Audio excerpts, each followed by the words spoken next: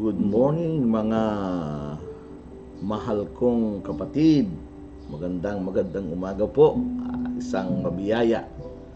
Nawa tayong lahat ay masigla sa ating pagising ngayong umaga.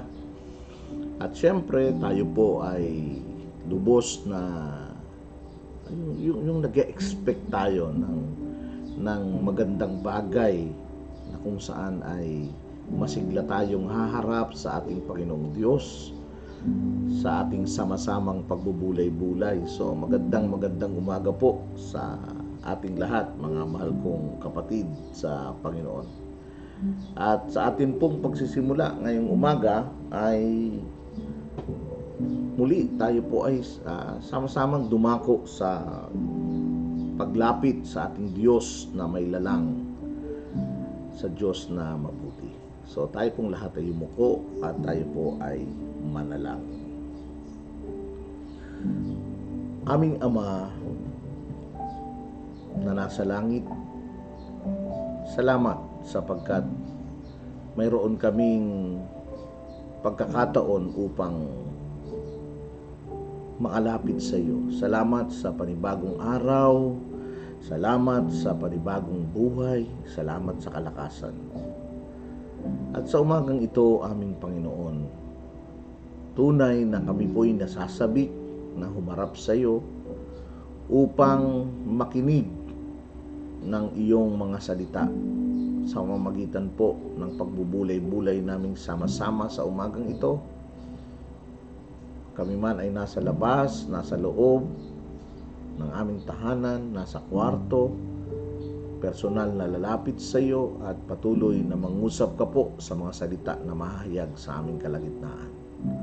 Pagpalain niyo po ito, Panginoon, at patuloy na hinihiling namin ang mabiyayang pagkilos ng Santong Espiritu sa amin pong kalagitnaan. Patawarin niyo rin po kami sa aming kasalanan. Ayaw naming merong mga hadlang na maaari maging dahilan upang hindi namin maunawaan ang iyong banal na salita. Muli, maraming salamat po. Sa iyo po ang kapurihan at pinakamataas na pagsamba sa pangalan ni Jesus na aming Panginoon at tagapagligtas. Amen. Nasa pangalawang series na po tayo ng atin pong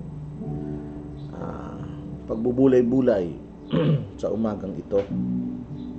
At ito po ay matatagpuan natin sa unang Korinto 1:27 na kung saan ay atin pong pagbabasihan at ang 1 Samuel mamaya.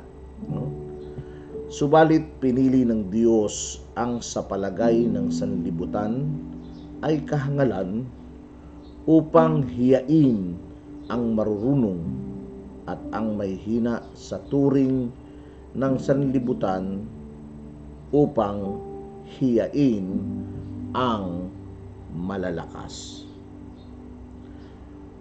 So, kahapon po mga mahal kong kaibigan at kapatid sa Panginoon, atin pong nakita o napag-unawa ang buhay ng ating kapatid na si Haring David,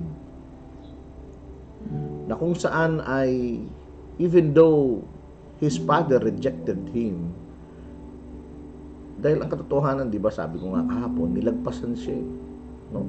Nilagpasan siya ng kanyang ama, at ang pinapila doon sa harapan ni Samuel ay ang kanyang mga anak na sa kanyang palagay yun yung mga qualified. But nakita natin na kung saan ay walang nag-qualified doon sa mga kapatid ni David. Sa halip na mapansin natin, nung si David na yung iniharap, yun pala yung pumasa sa qualification ng ating Panginoong Diyos. At yung qualification ng ating Panginoong Diyos is just simple as a pure heart. Meron pong isang malinis na puso na talagang nakasandal sa Diyos. Ibig sabihin, isang puso na handang maglingkod sa Panginoon. Isang puso na malinis. At makikita natin na bago pa nangyari yung ganoong sitwasyon, itong kwento ng ating kapatid na si David at ang kanyang mga siblings ay naroroon na merong sitwasyon na kung saan ay itinuring o isinabi sa banal na kasulatan na merong pagkakataon na merong digmaan nung time na yon, no? Nung time na yon na kung saan ay nakikidigma ang bansang Israel sa mga Philistine,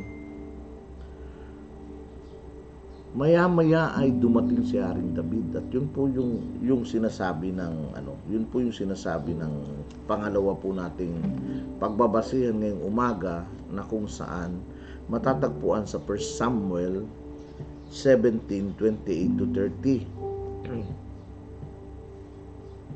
Ang sabi ng ating kapatid na si Haring David, sumagot si David, "Bakit?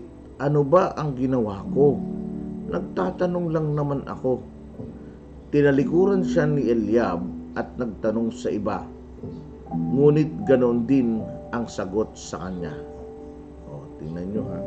Kung mapapansin natin, sabi ni Haring David dun sa 28 pa lang, ganito no? Narinig pala ni Eliab ang kanilang pag-uusap at ito'y nagalit kay David. "Ano bang ginagawa mo rito?" Pagalit niyang tanong. "Iilan-ilan na ang ating tupay, iniwan mo pa. Alam ko kung bakit ka na parito. Hindi ka nasisiyahan na magpastol lang ng tupa. Ibig mong manood ng labanan." Yung situation ho paano, maraming araw nang inaalipusta ni Goliath yung bansang Israel no? So maraming araw na at walang handang lumaban doon kay Goliath.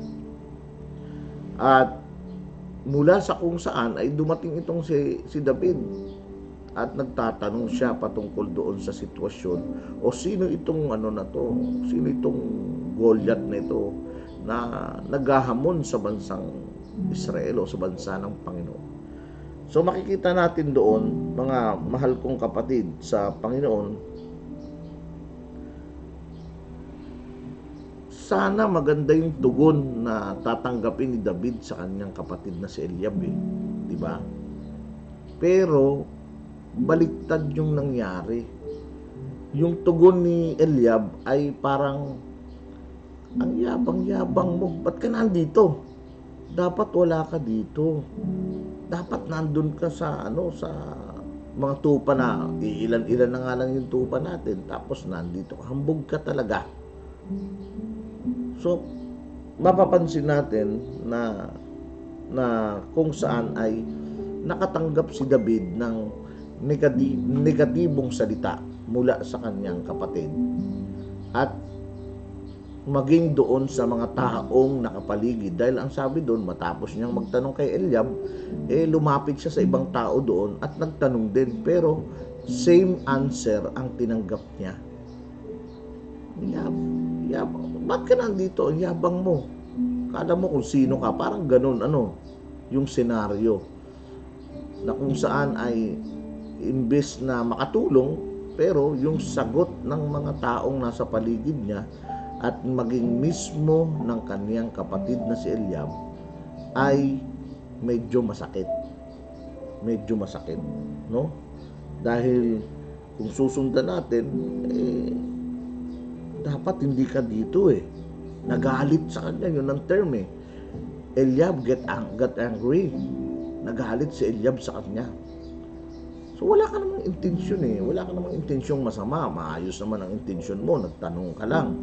Dahil syempre, bakit itong higante na ito, kala mo inaalipusta niya ang bayan ng Diyos. Parang ganun yung nasa isip ni David. Pero imbis na makatanggap ka ng sagot na maganda, nagalit pa yung kanyang kapatid na si Eliab at maging yung mga taong nasa paligid niya.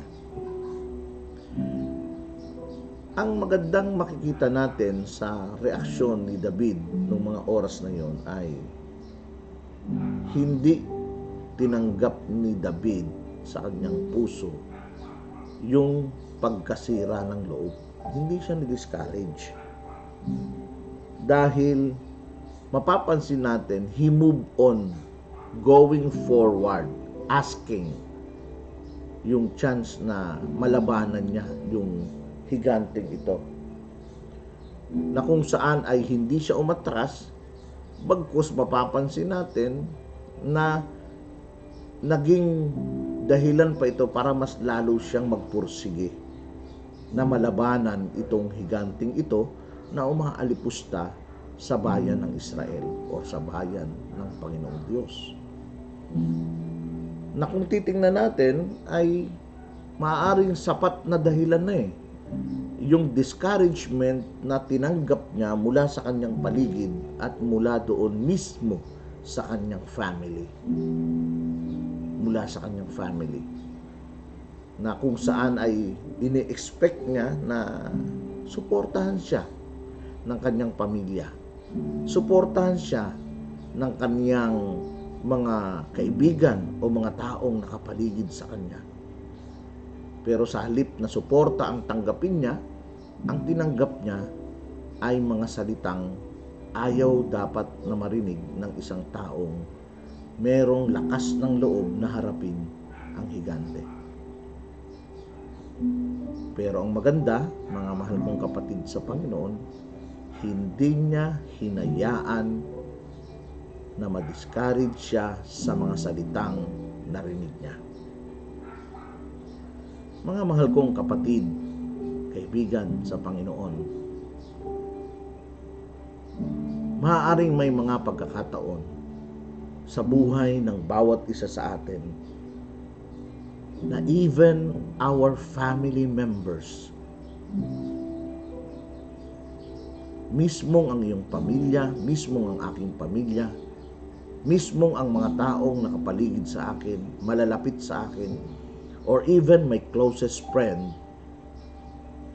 sila pa yung magbibigay ng dahilan upang ikaw ay masiraan ng loob. At mas madalas, minsan, maaaring mismong pamilya mo pa ang hindi makakaunawa sa iyo. At minsan, maging ang iyong mga taong nasa paligid, malalapit sa iyo, madalas sila yung hindi maniniwala patungkol sa iyong sinasabi. Subalit, hindi po yun ang mahalaga. Hindi po yun ang dapat na maging dahilan upang ikaw ay masiraan ng loob, upang tayo ay masiraan ng loob, upang tayo ay ma-discourage. Dapat po, mailagay natin sa ating isipan, mailagay natin sa ating isipan at sa puso na dapat pong maging totoo tayo sa Diyos. Dapat pong maging pure ang puso natin patungkol sa layunin o sa estado ng ating buhay sa harapan ng ating Panginoon Diyos. We need to be true to God. And kung tayo po ay magiging totoo sa ating Panginoong Diyos, ilalagay po tayo ng Diyos doon sa dapat nating kalagyan. Ilalagay po tayo ng Diyos doon sa lugar na kung saan ay nais niyang ilagay sa atin. Maging totoo lamang po tayo sa Diyos. Dahil mas madalas po talaga, mga mahal kong kapatid sa Panginoon, ang Diyos lang naman talaga ang lubos na nakakakilala sa iyo at sa akin. Yung discouragement po ay lagi pong maaaring makaharap natin yan. Sa paglalakbay sa mundong ito, yung pagkasira ng loob ay lagi pong nandyan yan. At minsan, hindi natin inaasahan. It is least expected na ito pala yung magbibigay sa akin ng discouragement. Siya pala ang magbibigay sa akin ng discouragement. Itong araw pala na ito ay ako ay madi-discourage. Lagi po natin yang nakakaharap. But we need to know that like David, God is with us. Alam ni Haring David na ang Diyos ay kasama niya o nasa kanya. So, ganun din po tayo. Dahil ang katotohanan, ito po ay pinangako ng ating Panginoong Diyos. Na ang sabi ng ating Panginoong Diyos, hindi kita iiwan, hindi kita pababayaan. Kaya ngayong umaga, mga mahal kong kapatid sa Panginoon, if you feel discouraged, or that one, or sabihin natin, if there is no one who understand you, let me say this again and again. Ang Diyos, nauunawaan ka. Ang Diyos, kilalang kilala ka. Ang Diyos, ang tangi lamang na nakakaalam ng lahat ng bagay at kailanman hindi kanya iiwan. Na kung saan ang pagsama ng Diyos sa buhay mo, sa buhay ko, ay hanggang matupad yung pangako ng Diyos sa buhay mo, hanggang ma-materialize yung plano ng Diyos sa buhay mo, hanggang makarating ka doon sa lupang pangako na kung saan ay inilaan ng Diyos para sa iyo. Meron pong plano ang Panginoon sa bawat isa sa atin. At ang plano ng Diyos na yun sa bawat isa sa atin ay plano po para sa ating ikabubuti, hindi sa ating ikasasama. At dahil doon, habang inaabot natin, habang pinupuntahan natin yung plano na yun, many times, makakaharap natin ang discouragement.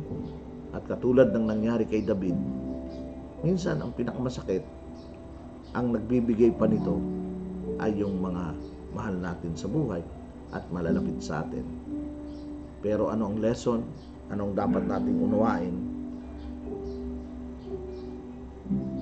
Ang Diyos, ang tinitingnan niya ay yung puso ng isang tao. We must have a pure heart. So don't be discouraged. Tandaan natin, mga mahal kong kapatid at kaibigan sa Panginoon. Tandaan natin, remember this. Ang tao,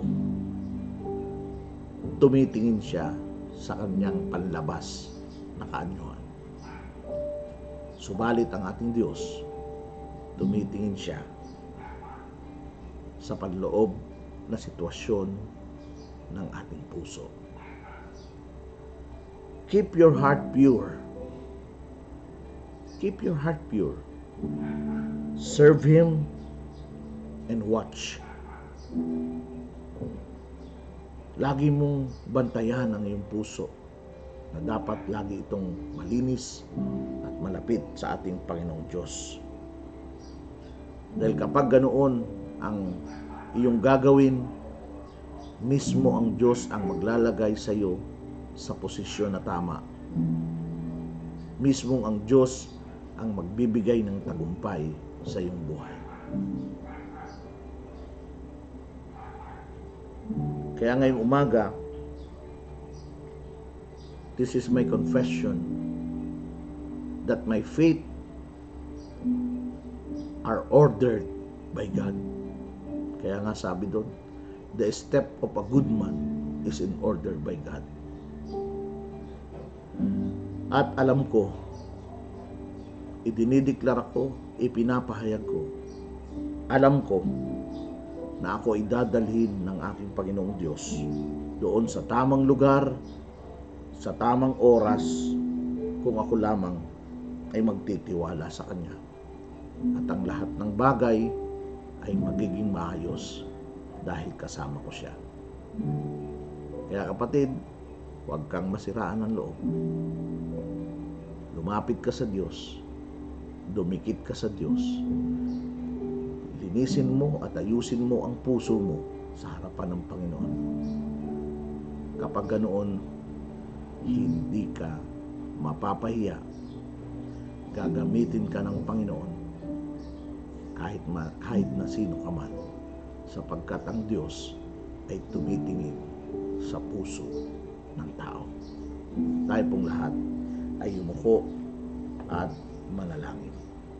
O aming Diyos na aming Ama, nakakaalam ng lahat ng bagay. Nagpapasalamat po ako, Panginoon, sa umagang ito, sapagkat totoo po na minsan ang discouragement ay nagaganap doon sa panahon na hindi namin inaasahan. At nangyayari din ang discouragement sa mga minsan ay mga taong mismong mahal ko sa buhay. Subalit salamat sapagkat kilala mo ako. Kaya Panginoon, dalangin ko po na bigyan mo kami ng isang puso na malinis at malapit sa iyo. Patnubayan niyo po kami sa buong maghapon, aming Ama. Pakapuspusin mo kami ng iyong banal na Espiritu upang magbigay ng karangalan ang aming buhay sa inyo. Salamat po. Ang lahat ng ito'y aming ibinabalik sa pangalan ni Jesus na aming Panginoon at tagapagligtas. Amen at amen. Hallelujah! Natapos naman po ang ating pagbubulay-bulay sa umagang ito. Maraming salamat po sa mga sumama at nakinig at nanood, sumubaybay sa ating pong pagbubulay-bulay. Maraming salamat po. Muli, i-subscribe nyo po ang aking channel, Shepherd Stop, at nang sa gayon ang ating pong ministeryong ito, ang ating gawain ito ay marami pa pong maabot tuwing umaga at mapagpala sila. Maraming salamat po. God bless us all. Soli Deo Gloria.